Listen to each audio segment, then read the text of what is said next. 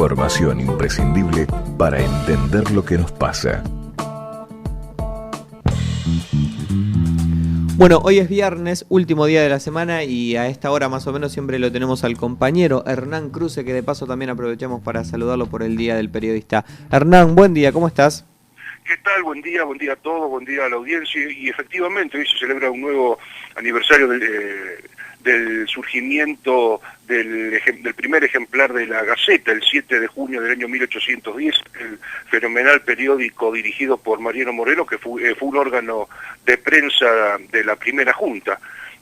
Yo siempre que se conmemora el Día del Periodista, releo algunos datos biográficos de Mariano Moreno, y yo llego a la conclusión de que fue para mí uno de los más grandes hombres que tuvo la Argentina en toda su historia.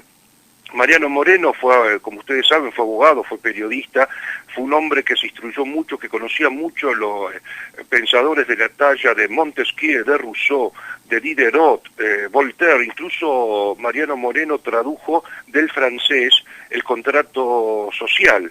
Era un hombre que obviamente sabía muy bien el inglés y el francés porque él quería leer de primera mano las obras de estos grandes pensadores. Es decir, fue además un político, pero un político muy formado, fue intelectual y político al mismo tiempo.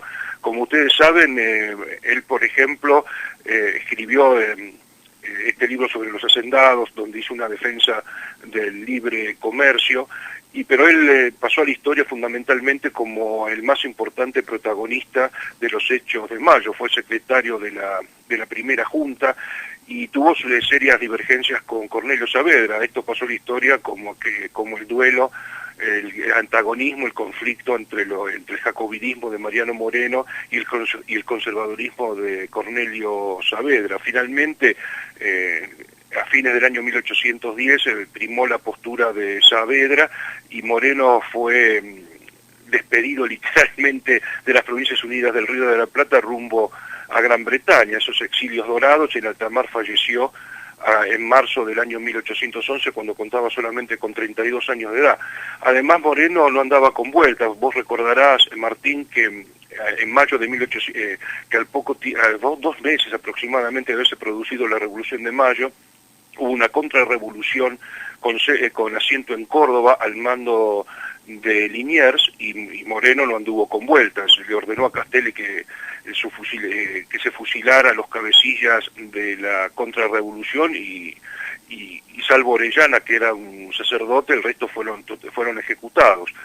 Es decir, Moreno fue el símbolo, aunque ahora parezca mentira, fue el símbolo del periodista militante, me parece. Si me permitís, Hernán, mirá, estábamos leyendo acá un fragmento de la Gaceta de Buenos Aires, el periódico, ¿no?, de Mariano Moreno, y en una de sus primeras editoriales, en el primer número, escribe: el pueblo tiene derecho a saber la conducta de sus representantes y el honor de estos se interesa en que todos conozcan la execración de quien miran aquellas reservas y misterios inventados para el poder para cubrir sus delitos. Y esto creo que es más que aplicable al día de hoy, hablando no solamente en términos del Poder Ejecutivo, sino también del resto de los poderes que ejercen cierta influencia en el país. Obviamente, además, Mariano Moreno fue un acérrimo defensor del principio de la voluntad popular. Esto obviamente lo bebió del contrato social de Juan Jacobo Rousseau. Era un enemigo de toda tiranía y defendía fervientemente la educación cívica del pueblo y los derechos y deberes de cada uno de los ciudadanos. Obviamente Moreno fue una figura muy controvertida. Si hiciéramos hacer correr nuestra imaginación, si hoy viviera, Moreno sería duramente atacado por La Nación y el Grupo Clarín. Porque si el Grupo Clarín y La Nación están en contra del periodismo militante, están en contra de la crispación, en contra del antagonismo, Mariano Moreno sería una especie de enemigo de la patria. Sería interesante, Hernán, sería interesante hoy que los oyentes, los televidentes, los lectores de los diarios vean, a ver, los grandes monopolios de comunicación, a quién hacen referencia cuando hablan sobre el Día del Periodista. ¿Quiénes son aquellos, digamos, que los ponen como referentes de la comunicación en el país? A ver si hablan de Mariano Moreno de esta manera o si, por ejemplo, reivindican la figura de Rodolfo Walsh. Porque realmente es una gran incógnita, ¿no? ¿Cuáles son? Seguramente van a hablar de John Pulitzer, no lo sé. Y, por ejemplo, para que vos te des una idea, yo te invito a ingresar al Informador Público, que es un diario muy bueno, pero es un diario digital profundamente antikirchnerista, símbolo del orden conservador, y hay un artículo del ex juez Tiscornia reivindicando a Bernardo Neustadt. Bueno, que justamente falleció un día como hoy.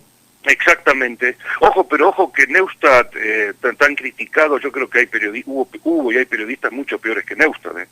No, sin Pero duda que sí. pero digamos, obviamente yo por ejemplo reivindico fervientemente a Mariano Moreno, sectores más progresistas y más de izquierda reivindican obviamente a Rodolfo Walsh, y si vos me permitís, quisiera reivindicar a dos periodistas, uno de ellos muy polémico, pero que hay que ser justos. En la época, en plena dictadura militar, cuando desaparecían personas, hubo dos periodistas que se atrevieron a comenzar a hacer referencia y a denunciar el flagelo de los desaparecidos, esa tragedia. Uno es Robert Cox, presidente del Buenos Aires Herald, y otro, el columnista del diario La Prensa, Manfred Schoenfeld. Los dos, en plena dictadura militar, fueron dos de los pocos periodistas que se atrevieron a hacer denuncias sobre los desaparecidos en la República Argentina. Y valga un reconocimiento a ambos periodistas. Después también hay que hacer mención a los periodistas desaparecidos durante la dictadura militar. Tengo entendido que fueron más de 100, no sé exactamente el número. Y una vez más, rememorando a Mariano Moreno, queda evidente lo que significa realmente ser un periodista. Digamos, sin compromiso y sin militancia, honestamente yo no concibo el periodismo. Ojo que yo no soy periodista, pero vos te imaginás, Martín, si no hubiera habido periodismo militante o no hubiera habido confrontación, crispación, en aquel mayo de 1810 no hubiera habido Revolución de Mayo. Y a ver, la cuestión pasa por el siguiente lugar. Nunca se puede pensar al periodismo o a la comunicación desde el lugar de la objetividad, porque es un lugar falso, es un lugar en donde se le miente a la gente, donde no se le cuenta desde qué lugar está hablando el periodista o el comunicador.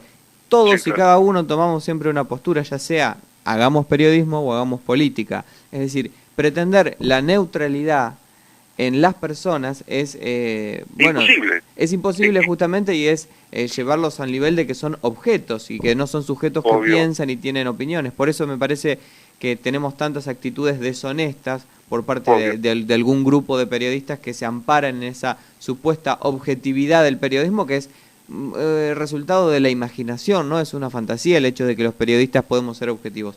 Yo pienso y defiendo determinadas ideas como tantos otros periodistas. A eso le queremos llamar periodismo militante o periodismo un poco más honesto, llamémosle del modo que quieran, pero yo creo que el eje central, Hernán, es ese. Por supuesto, o vos pensás que no hacen periodismo militante Morales Solá, Lanata, Nelson Castro, Bonelli. Eso no es periodismo militante. No militan en favor de los intereses del Grupo Clarín. No, exactamente, militan en favor de Mañeto, el asunto es que lo digan. Uno está pensando permanentemente que estos tipos defienden a las corporaciones económicas, lo cual, a ver, en términos éticos, uno puede hacer todas las críticas que considere necesarias porque piensa de un modo diferente. Ahora, nunca los vamos a criticar porque no piensen igual que nosotros, eso está más que claro. Lo que sí les decimos a la gente es que tengan bien en cuenta que ellos nunca asumen el lugar desde el cual hablan. Y bueno, y vos fijate que si vos prendés TN, siempre dice TN periodismo independiente. Eso es un insulto a la inteligencia del pueblo argentino. Sin dudas. Porque no hay periodismo independiente, no existe tal cosa como periodismo independiente, salvo aquel que pueda, por su cuenta, por su poderío económico, crear un diario, por ejemplo. El que depende de anunciantes, por más que se autoproclame periodista independiente, no es tal.